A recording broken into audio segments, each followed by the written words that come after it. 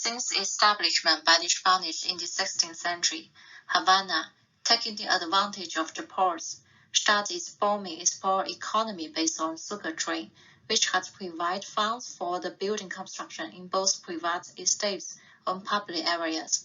In the 1700s, it became one of the most important cities in Latin America.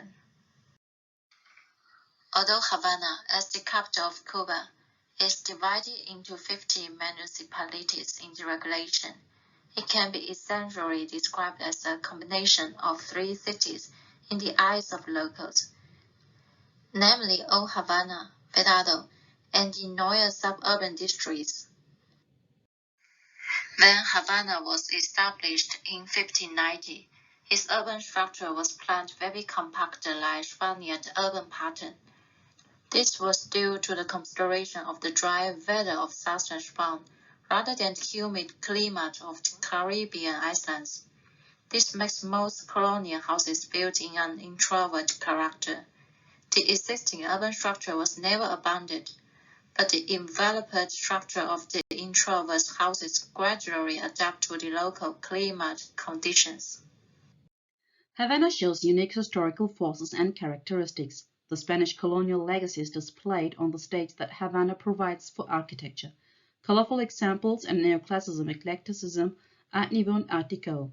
These buildings are in strong contrast with the modern hotels and urban development of the 20th century. All these together define the overall character of this city mixture. La Habana Vieja is one of the biggest historic centers in Latin America, but also one of the most deteriorated, with 80% of the buildings in bad structural condition. About 60% of the dwellings are cuarterias, old subdivided houses, where whole families live in a single room and share a bathroom with other neighbors.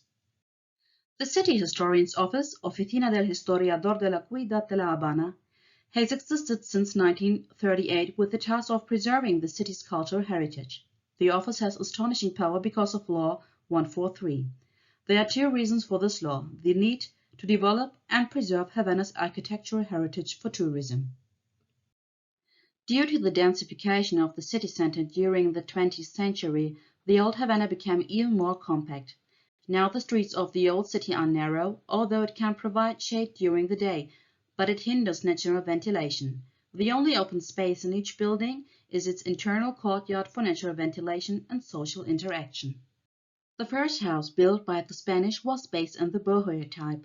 Due to the high flammability of boho materials, these houses were gradually replaced after the fire. After a series of changes such as the occupation of the whole front line, extension of the open covered space for horses and house provisions in the backyard, and later the transformation to internal space, the first isolated Bohemian type changed into courtyards.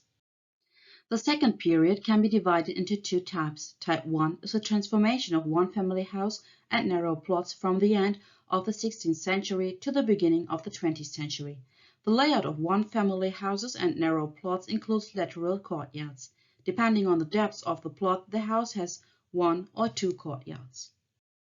Type 2 is one family house of the wealthiest families on wide plots from the 17th to the 19th century.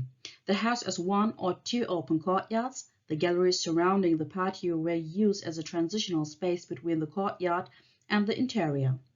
They transformed from a narrow covered space for circulation into a wide continuous space.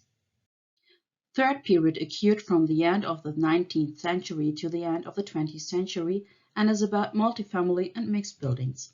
Major historical events in Cuba provoked big architectural and urban changes in Havana.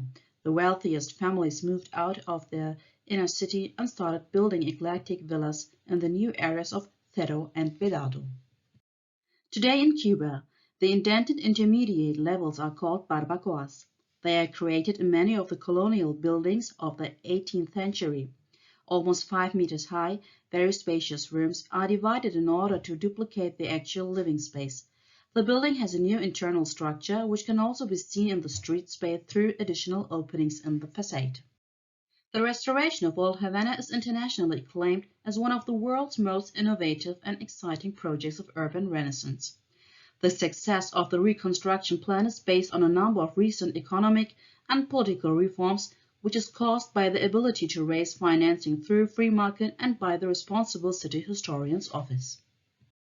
Plaza Vieja, one of the most biggest restoration projects of the Oficina del Historiador de la Ciudad de la Habana, is a model example which is successfully completed. Havana was founded in November 1519 on the site of the current Plaza de Armas. The Plaza de Armas became the center point of Havana, from which extended the first streets, oficios and mercaderes. Havana was granted city status in 1592 and was declared island capital in 1607. The first building typologies of the city were bohíos, forts, churches, civil administration buildings, and houses with yards. People had to take advantage of natural sources of wind and sunlight to improve the quality of their living condition. Also, built multi-pitch roofs allowed residents to collect rainwater. The first extension of the city was at the end of the 18th century, resulting in the formation of the Central Havana municipality, where residents built structures with similar characteristics to Old Havana. One of the defining features of Central Havana municipality are the arcades that ring the blocks of colonial buildings.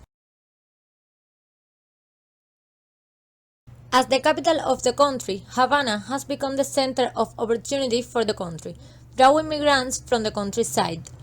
This has resulted in the appearance of precarious settlements and the renovation of existing structures, maximizing municipal living spaces. The needs of the residents have progressively changed the typology of buildings, where housing design has been dramatically affected by the structural overload created by population. The city of Havana needs housing construction to satisfy present and future demands, and the recovery of heritage buildings.